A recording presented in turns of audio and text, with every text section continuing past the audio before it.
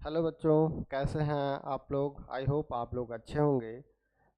स्वागत है आपका हमारे प्लेटफॉर्म लक्ष्य इंस्टीट्यूट तिलर पर। ये वीडियो उन लोगों के लिए इम्पॉर्टेंट होने वाली है जो रेलवे ग्रुप डी की तैयारी कर रहे हैं, क्योंकि इस समय रेलवे में 22,195 पदों पर भर्ती निकली हुई है, जिसके लिए आवेदन है ये हो रहे हैं। तो ये वीडियो आपके लिए कितने 22,195 पदों पर भर्ती निकली हुई है, ठीक है, विभिन्न पदों पर निकली हुई है। तो चलिए देखते हैं। देखिए क्या है, ये रेलवे ग्रुप डी के हैं और मैंने बता रखा है क्या है, 22,195 प्लस पदों पर लगातार भर्ती निकल रही। पीछे मतलब इस समय चल रहे हैं आवेदन, और पीछे कई बार ग्रुप डी की भर्ती हुई। अब देखिए क्या है, ये जो पेपर कराएगा, आयोजक कौन करा रहा है, रेलवे भर्ती बोर्ड या रेलवे भर्ती सेल, ठीक है। विभिन्न जोन्स में भर्ती हैं विभिन्न पदों पर, क्या है, ट्रैकमैन, हेल्पर, असिस्टेंट पॉइंटमैन आदि विभिन्न पदों पर भर्ती हैं। इनकी जो बेसिक सैलरी है मतलब 18,000 प्लस भत्ते, तो कुल मिला के ये 25 से 30,000 रुपये जिस जोन में आप हैं उस जोन के हिसाब से आपको सैलरी मिलेगी, ठीक है। तो मोटी मोटी ये सैलरी आपकी रहेगी। इसकी जो योग्यता क्या है, योग्यता देखिए क्या है, 10वीं पास और प्लस क्या है, ITI, ठीक है। क्या है, ITI, मतलब पद के अनुसार इसमें योग्यता रहती है, ठीक है। देखिए इसका जो चयन प्रक्रिया क्या है, सबसे पहले CBT एग्ज़ाम होता है। CBT एग्ज़ाम के बाद हमारा फिजिकल होता है, ठीक है। फिजिकल में PET होता है। इसके बाद हमारा क्या होता है, DV होता है, डॉक्यूमेंट वेरिफिकेशन होता है, ठीक है। और इसके अलावा यदि और कुछ जानकारी चाहिए हो तो हमारी जो ऑफिशियल वेबसाइट है indianrailway.gov.in, ठीक है। अब देखिए क्या है, जो एलिजिबिलिटी क्राइटेरिया है हमारा, एलिजिबिलिटी क्राइटेरिया क्या है, देखिए शैक्षिक योग्यता हम बता चुके हैं आपको क्या है, मांगते हैं 10th प्लस के क्या है, ITI, ठीक है। और वो भी क्या है, हमारे जो भी पद हैं पदों के अनुसार मांग रहे हैं, ठीक है। देखिए क्या लिख रखा है, 10वीं प्लस के NCBT और SCBT, मतलब नेशनल अप्रेंटिस सर्टिफिकेट, ठीक है। NCBT का मतलब यह। और ये रेलवे ने घोषणा भी की है कि भविष्य में भर्तियों में तकनीकी पदों के लिए क्या है, ITI अनिवार्य होगी, क्योंकि तकनीकी जितने भी पद होंगे वो ITI के द्वारा ही भरे जाएंगे, ठीक है। तो रेलवे में हमारे ITI और नॉन ITI दोनों प्रकार के पद निकले हों, लेकिन इस समय आपको 10th प्लस के इस तरह का सर्टिफिकेट अगर है कोई भी, तो आप ये फॉर्म भर सकते हैं। अब देखिए क्या है, फीस ये एज का देखिए, एज क्या है हमारी, एज इसमें क्या है, 18 से 33 वर्ष के लिए देखिए कोई छूट नहीं है भाई, इसमें हमें ज़रूरत नहीं, इसमें 18 से 33 वर्ष तक के बच्चे फॉर्म डाल सकते हैं, ठीक है। अगर कोई बच्चा OBC में है, OBC non creamy layer, NCL का मतलब नॉन क्रीमी लेयर में है, तो इसमें नॉन क्रीमी लेयर OBC बच्चों को 3 साल की छूट हमारी रहती है।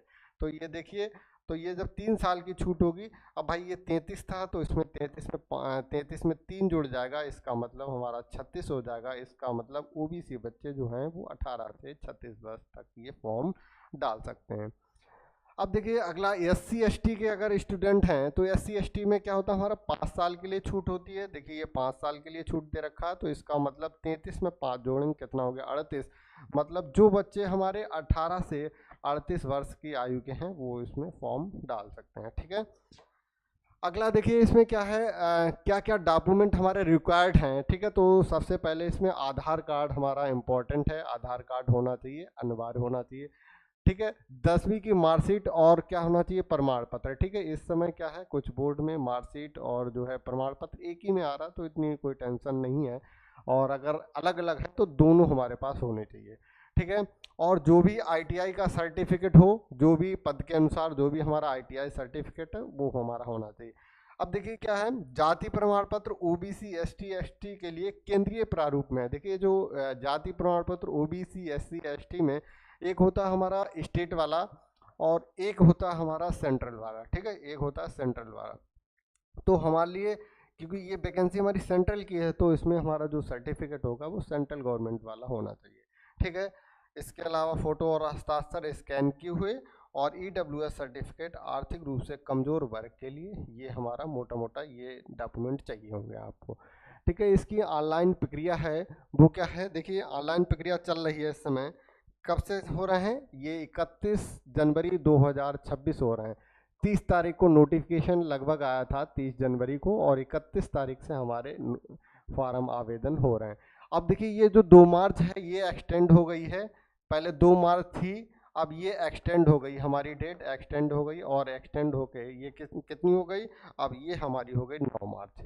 ठीक है, 9 मार्च में आप क्या है 11:59 तक आप आवेदन कर सकते हैं। ठीक है, 9 मार्च तक कर सकते हैं। अब देखिए इसमें क्या था, 2 दिन एक्स्ट्रा था फीस जमा के लिए। अब हमारी जब डेट 9 हो गई है, इसका मतलब हम जो है फीस कब तक जमा कर सकते हैं, फीस हम जमा कर सकते हैं 11 मार्च तक कर सकते हैं। ठीक है, 11 मार्च तक फीस कर सकते हैं। अब क्या है, फॉर्म करेक्शन की डेट क्या है, ये हमारी हो जाएगी जब ये 5 से 14 था, इसका मतलब ये हमारा हो गया है 11 और 5, अगले दिन 12 तारीख से 12 मार्च से, और ये हमारी रहेगी 21 मार्च तक। ठीक है, 21 मार्च तक ये हमारी डेट एक्सटेंड हुई है अभी तो। ठीक है, अब उम्मीद कम है एक्सटेंड होने की। जिसको फॉर्म ऑनलाइन करना है तो वो कर सकता है इस तारीख में, अपने जो टाइम को देखते हुए, टाइम और डेट को देखते हुए। चलिए नेक्स्ट पेज पे चलते हैं। अब देखिए फीस, अब इसमें एक बहुत अच्छा ये है कि इसमें रिफंड अमाउंट होता है। रिफंड अमाउंट क्या, कि जब भी बच्चा कोई भी जो भी फॉर्म डालेगा तो वो यदि पेपर देने जाएगा, पेपर जब देने जाएगा तो इसका मतलब उसके क्या होते हैं 400 रुपीज़ क्या होता है रिफंड होते हैं। ठीक है, तो आप देखिए यहाँ पर जो जनरल ओबीसी और ईडब्ल्यूएस के कितने हैं 500 हैं रुपीज़ और जो फीस, और एससी एसटी और ईबीसी फीमेल और ट्रांसजेंडर के लिए कितना है 250। अब ये 500 रुपये फीस है तो इसका मतलब ये 400 रुपये आपकी इसमें वापस हो जाएगी। ये लिखा refund amount on the appearing for CBT, मतलब क्या है जो लोग सीबीटी एग्जाम में अपेयरिंग होंगे उन्हीं लोगों की फीस वापस आएगी, और किसी की फीस, अगर कोई बच्चा पेपर देने नहीं जाता है तो फीस वापस नहीं आएगी। अब देखिए ये लिखा है for general OBC out of fees 500 and the amount of 400। देखिए ये हम बता चुके हैं। Salary refund duly deducting bank charges on the appearing in first stage CBT. यदि किसी बच्चे ने फर्स्ट जो स्टेज का सीबीटी है, ठीक है, स्टेज का सीबीटी एग्जाम दिया है, तो उसके बाद आपकी फीस 400 रुपये वापस आएगी। ठीक है, दूसरा, यदि कोई कैंडिडेट एससी एसटी पीडब्ल्यूडी और वुमेन जो है एक्स सर्विसमैन ट्रांसजेंडर आदि हैं तो आपकी जो 250 रुपये विल बी रिफंड। ठीक है, दिस फीस भी 250 रुपये। ठीक है, shall be refund duly deducting bank charges as applicable on the appearing in the first। मतलब इसमें क्या है आपका 250 रुपये वापस आएंगे। ठीक है, तो अगला देखते हैं। अब देखिए ये क्या है, सबसे पहले ये बता चुके हैं सीबीटी एग्जाम होगा आपका, फिर क्या होगा फिजिकल होगा, शारीरिक दक्षता परीक्षण होगा। ये थोड़ा शारीरिक दक्षता परीक्षण मतलब थोड़ा सा वैसा रहता है इनका। और दूसरा हमारा क्या रहेगा दस्तावेज लास्ट में हमारा क्या होता है दस्तावेज सत्यापन, मतलब डीवी होगा, आपके डॉक्यूमेंट वेरिफिकेशन होगा, और इसके बाद हमारा क्या होगा चिकित्सा परीक्षण होगा, मेडिकल टेस्ट होगा। ठीक है, तो इसमें ये स्टेजें आपकी हैं। ठीक है, ये प्रोसेस है सिलेक्शन का। और इसमें देखिए क्या क्या आएगा ये देखेंगे तो हमारे मैथ के देखिए कितने हैं 25 क्वेश्चन आएंगे इसमें। ठीक है, और सामान्य विज्ञान के आएंगे 25 क्वेश्चन, और देखिए क्या है तार्किक एंड विश्लेषणात्मक होंगे कितने 30 क्वेश्चन, और हमारे सामान्य जागरूकता के क्वेश्चन होंगे 20, और कुल मिला के हमारे क्वेश्चन होंगे 100। ठीक है, तो इस तरह आप इसका सिलेबस को ध्यान में रखते हुए अपनी तैयारी करेंगे। अगले पेज पे चलते हैं। अब देखिए इसमें क्या है एग्जाम की टाइमिंग हमारी क्या होगी, जो सीबीटी जो हमारा एग्जाम होगा वो क्या होगा 90 मिनट का होगा।